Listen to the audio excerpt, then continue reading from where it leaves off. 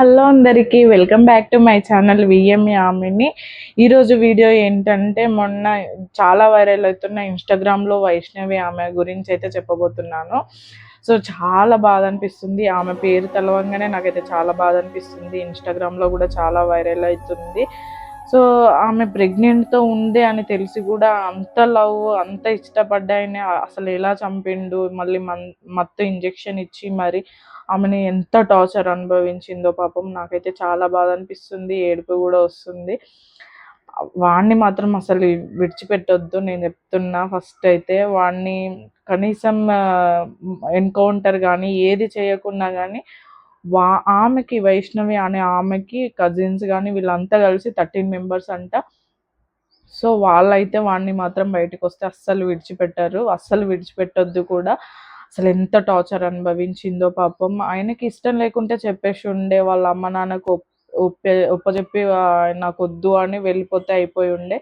But ఆయన అలా torture చేసి వాళ్ళ ఇంట్లోనే ఉంటూ అత్తమామలతోనే ఉంటూ అలా చేసిండంటే వాడు మాత్రం అస్సలు వేస్ట్ గాడు. అసలు అలాంటి హస్బెండ్గా ఉండడం కూడా వేస్ట్, వాడు బతికు కూడా వేస్ట్. అలాంటి వాళ్ళైతే అస్సలు ఉండొద్దు. అసలు ఈ మధ్య అసలు అలాంటి న్యూస్ వింటుంటే నాకైతే చాలా బాధ అనిపిస్తుంది. అసలు ఈ రోజులలో ప్రతి ఒక్కరికి ఏదో ఒక రోగం ఉంటుంది. అసలు ఇట్లున్న వాళ్ళు అట్లా చనిపోతున్నారు. అసలు అలాంటి సిచ్యువేషన్‌లో వాడు ఎందుకు అలా ఆలోచించిండో ఏమో అర్థం కావట్లేదు.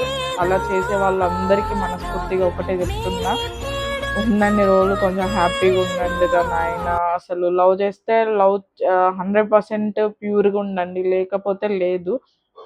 బట్ అలా లవ్ చేసి మళ్ళా పెళ్ళికి ముందు ఇట్లా మ్యాచ్ అయ్యే ముందు కూడా వాడంట సూసైడ్ అటెంప్ట్ కూడా చేసిండంట.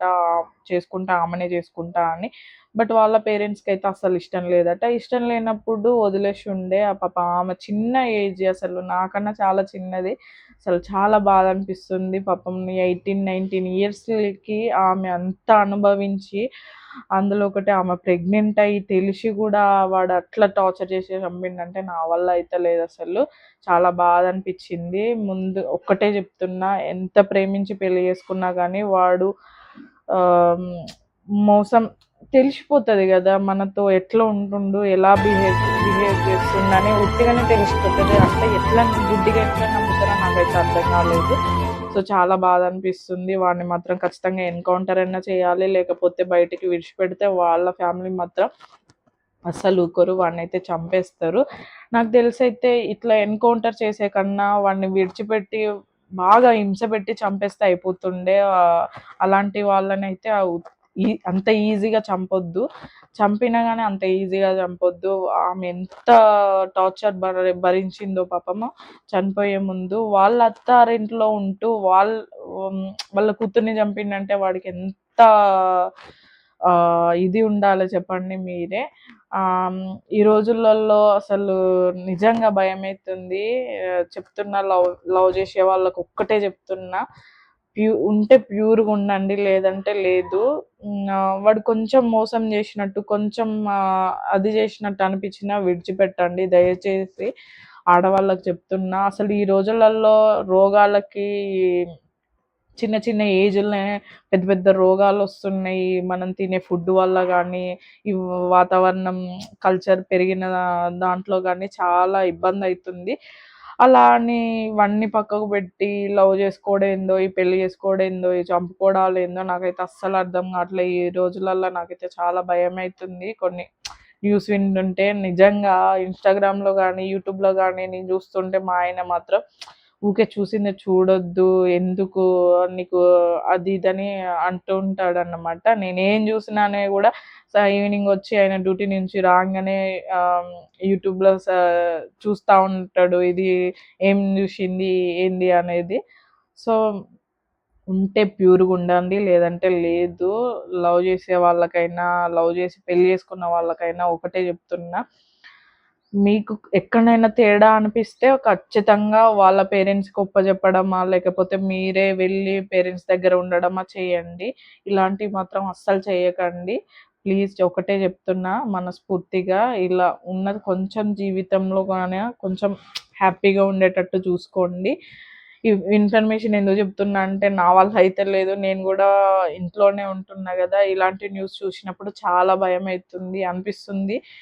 ఇగ హస్బెండ్ తెచ్చిపెడితేనే అమ్మాయిలు కూర్చొని తినాలే, వైఫ్స్ ఖాళీగా ఉండాలని లేదు. మీకు తోచినంతగా మీకు వర్క్ ఫ్రమ్ జాబ్ చేసుకుంటారా? లేకపోతే డైలీ వెళ్లి ఇట్లా జాబ్ చేసుకుంటారా? లేకపోతే సొంతంగా ఏదైనా బిజినెస్‌లో ఏ బిజినెస్ అయినా గానీ సొంతంగా సంపాదించుకోవడం మాత్రం ఖచ్చితంగా అమ్మాయిలైతే తెలుసుకోవాలి. నాకనిపిస్తుంది.